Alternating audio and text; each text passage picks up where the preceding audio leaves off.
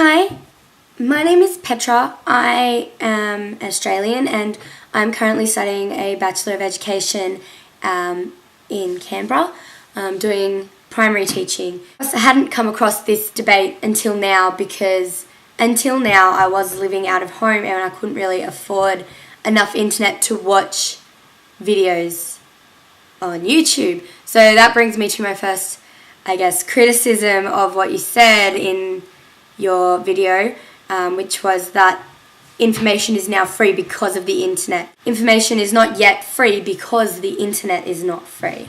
There are still classes of people who can't afford internet and therefore can't afford information. There is still a form of class system. Anyway, I found that while I was in high school there was a really large emphasis put on going to university. I went to a Catholic high school and college, and in Australia college is year 11 and 12, so I think it's senior and junior year of high school for you guys, and then we just go to university. We don't call it college. Anyway,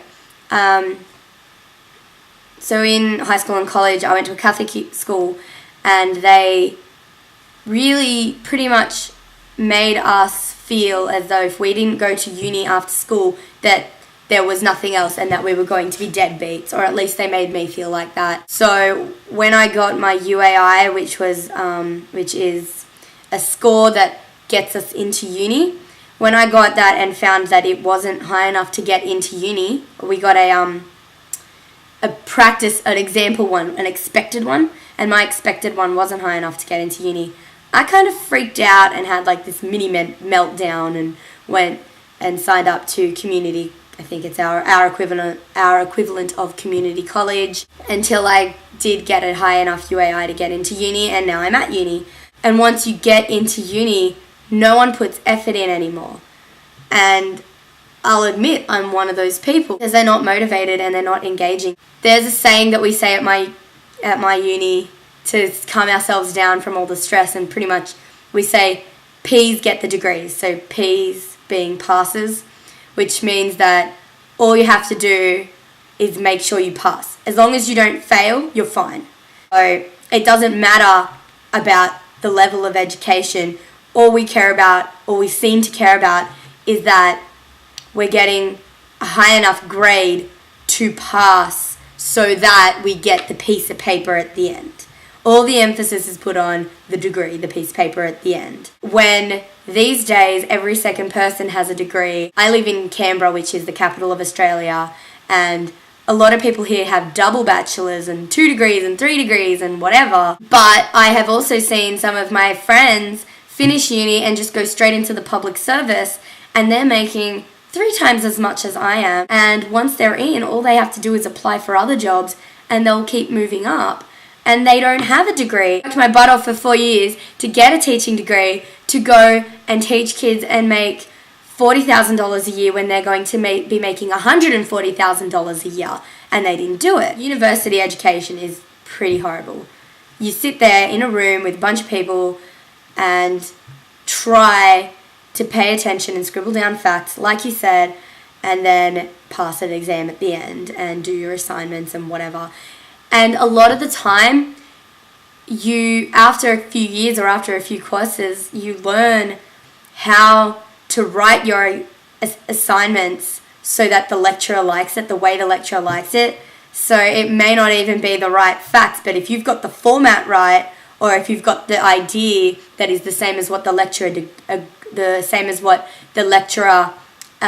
believes, then you're going to pass better than someone who has completely disagreed with what the lecturer says but has a good point. Ethics course, and it was one of the hardest courses I've ever done, because we had to argue a point about whether something is ethical or not when it's really hard debate. So first you've got to form your opinion, and then you've got to back up your opinion, but then secondly you have to do it in a way that the teacher agrees with you, and then yes, you're being a zombie again. They're almost, I suppose, teaching us to be zombies, because we'll know we'll get a good mark if we do what the lecturer likes, rather than thinking for ourselves. But in saying that, doing an education degree above other degrees is probably good because we don't always do lectures.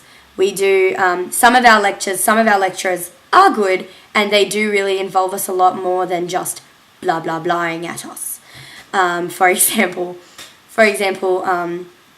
we do a lot of group work and a lot of, like, they'll get up and they'll talk about what we're going to do, but then they will give us things to do. In a teaching degree, they teach you that there are lots of different ways of learning, and one of those ways is learning through doing, not learning through hearing and seeing. Basically what we've learned is that there's three different kinds of learners.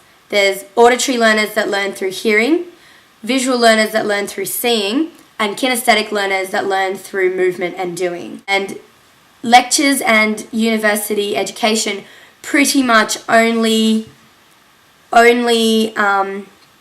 cater to the auditory learners because you have to listen. Even the PowerPoint presentations that they use aren't that visual because they're words, so you have to sit and read, and if you're reading you're not listening, so it defeats the purpose. But in the education degree they do have us doing things because it would be very hypocritical for them to get up there and say you need to make sure you cater to all learners, and then for them to not cater to all learners. Do some other things, but it's not all the time and it's not that often, and for the parts where we're not, we are really not motivated to listen and pay attention. Now you're allowed to take your laptops in to type up your notes, but you always see people in front of you that are on Facebook instead or whatever, because they're not motivated and they're not engaging. And this is coming from A, university student, and B, a future teacher. Sitting in a lecture room is not engaging. The other thing about the internet being our main form of information is that it's not always correct. There are a lot of websites up there that can post things that are wrong. So you need to be smart in what you're searching for and making sure that the facts are in fact right. So Wikipedia, for example, it's good, but at the same time people can go on there and write whatever they want. And while that is fixed majority of the time, if you're there at the wrong time and you've read the wrong fact and believed it and put that in your assignment or whatever, not even put in your assignment, you believe that, you've got the wrong idea about whatever the fact was. Internet isn't entirely reliable. I think probably the best way to do it, if institutional education wanted to make a difference, to use technology that we have now, I suppose they need to almost maybe working in WebQuests, which is something we use with the children, which is where it's like we find the web pages that have correct information and put them all together and then give them to the children, and they use the ones that we've set out for them. And that kind of makes it sound like it's a list of websites. It's not. It's more, it's got more substance and things to it. It's more interesting than that. They're still reading and finding their own facts from it, but rather than doing all the searching themselves, they may find and just believing the first thing they read, which could be wrong. The teachers have given them, they've kind of set them on the right path, they've kind of started it up for them. I think WebQuests are really good for that because we're kind of ensuring that the students have the right facts.